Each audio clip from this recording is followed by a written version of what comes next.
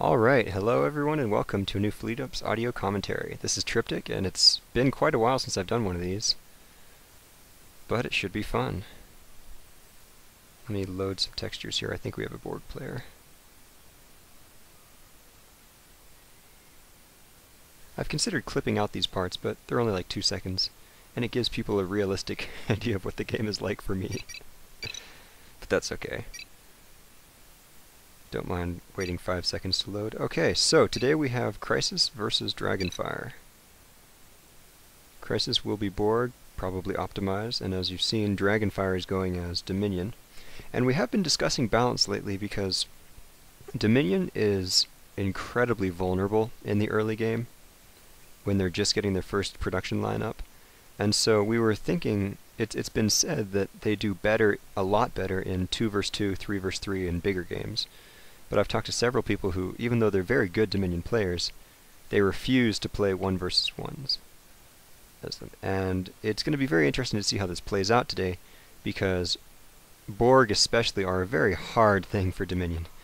Borg go skew brush, and Dominion don't have a full counter to that, because, like I say, the skew brush is one of the fastest offensive moves in the game, and the Dominion will have a slow start. So, I mean, they can use bugs, they can use large amounts of bugs for most things, which is the Dominion's stopgap measure for the early game, but if they're against Borg or Romulans, who have the Dode and the Laval, which are the support combat ships that can do tons of damage to bugs. In fact, since the bug is a small ship, the Dode will do extra damage because of that, and because it's ADAI, so that's the thing, is you can get your bugs and they'll be able to handle the scubes fine, and then a single Dode will come out and kill every single one of them. So it's these pre-counters that make it so it's very tough. They could try bombers, which is bombers do extra damage to scubes, scubes do extra damage to bombers, but once again, Dodes really counter that. So since the introduction of the Dode and axial assault, B8 is probably the only real option they have. This is a Breen avatar, which does get a small... It's interesting because in a lot of cases there will be a mainstream avatar and a... I don't know how to put it, sort of an early game or a late game, or a common, uncommon, like for Borg it's optimize or assimilate. Either if you go assimilate, you're going to be assimilating. If you go optimize, it allows for basically standard Borg play. But the Dominion are not like this. Their PureTech and Breen avatars are both pretty much standard, even though the Breen has the Breen cruisers, which used to be a very good all-around ship, but now they've been made a lot more specific.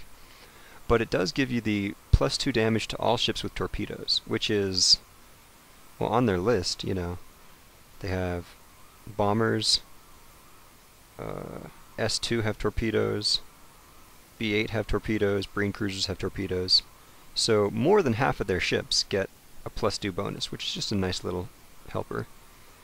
And then there's the B5, which the Breen avatar has short range and the PureTech avatar has medium range, which in specific cases it can actually be good to have a short range ship there. So you can't really call one of them a more mainstream than the other. PureTech does a bit better with big ships, but it also has its small yard prototypes build faster. Breen gets a small damage bonus across all their stuff. And then that's mostly it. It also unlocks the option for your Breen cruisers and then later your speed upgrades. So a Breen avatar is probably the only real, well, I can't say, because with Breen you do get your first prototype out very quickly, or very slowly, which makes it very difficult, because like you see here, Crisis is going to come in with an intercept scube and a probe, and the other one will be coming shortly, I believe. Oh, he's proxy. So these are going to come in when there's a single B8 out and it's the prototype. So this is going to be a very tricky fight in the very beginning. However, he is reacting quickly, and like I say, the Breen avatar gives him a slight damage bonus. So now Dragonfire knew this was coming. He's been scouting very effectively, whereas Crisis, knowing that he has the the upper hand in the beginning, he didn't really scout out this position. He didn't want his scout to be harassed too much. So he sees the yard, sees the B8. This guy is just going to deal as much damage as he can. And these miners, it's interesting, there is a threshold of a certain amount of damage that comes in when you can no longer get these ships into the yard. And it's like, if they have less than that amount in the very beginning of the game, you can always repair, you know, you're not going to lose any miners. And the Klingons are very hard to kill their miners because they have high defense. The Borg are in their own, a class of their own. And then, you know, the Romulans and Feds, it's a bit easier to kill their miners, but since the last patch, it's actually easier to kill Dominion miners as well. Because even though they have a really high defense, they are 10 points slower than all the other races. And it will take them so long to get into that yard. I mean, that can add like 3 or 4 seconds onto how long it takes for them to get into the yard. And maybe not that much, maybe 2 seconds. But in the beginning of the game, that makes a big difference. It's the difference between a kill or not getting a kill. So, as you can see, the Dominion, most of their standard builds, well, okay, any single-player build will have 2 small yards, so he's got a repair yard at both his home and his expansion. And he's being very aggressive here because he knows these ships can't kill his B8s. The intercept module is very effective at taking out small ships and miners, but it's not going to get that. But, and even though the vast majority, in fact more than any other race, the Dominion have a lot of small ships, the B8 is not one of them, it's a medium, so it doesn't take the massive damage bonus from an intercept cube. So really, B8s are the only option you have in 1 versus 1. At least against Borg or Romulans. The other races you can do some bugs in the beginning, which makes it easier to survive in the end. So, let's see. Now this is going to be, an adapter. This is where Crisis decides how he's going to deal. His token beginning attack has been repelled. He didn't cause any economic damage, which puts him in a bad spot. And of course, you have to pity the Borg sometimes, even though it can be incredibly annoying how fast they can attack and get in and wreck your economy. From the Borg's point of view, he needed to get kills, and since he didn't, that puts him at a very big disadvantage. If things stay the same, the Borg will have the disadvantage because he can't repair anything. So, Crisis has gone macro, he's expanding his dilithium. It'll probably be a while before we see node level 2. But he does have the CCs to pump pretty regularly. He has here a torpedo, torpedo regen adapter, which is the hyper offensive one. So he's going all in. He isn't going for any endurance on this. He's just saying, I gotta get a kill. And that's not going to be so bad against these B8s, since the torpedo is going to be effective against them. Still, it's worrying because these B8s are slowly going to build up until they're more firepower than these Borg ships can deal with. And yeah, he can push it into the yard, but he can't stop anything. This is not good for Crisis. He needs to get actual kills. He needs to get actual worker kills. And if he can't, he just needs to run. He recognizes that. And now we're sitting in 5 B8s, soon to be 6.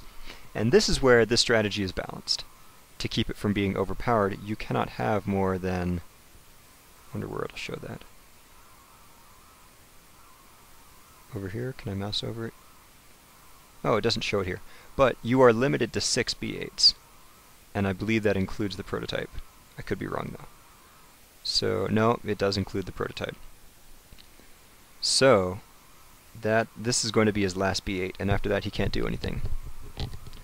Now, he's going into Breen cruisers, which are very nice. They do very well against spheres, which is going to be the next thing that Crisis moves up to, so he's pre-countering there. However, they are long range, which, interesting enough, doesn't really hurt him here. If this were anybody other than Borg, you got to watch out for having your entire fleet be long range. 5, 6, 7... Oh, sorry, it is 6 plus the prototype. There are 7 B8s out.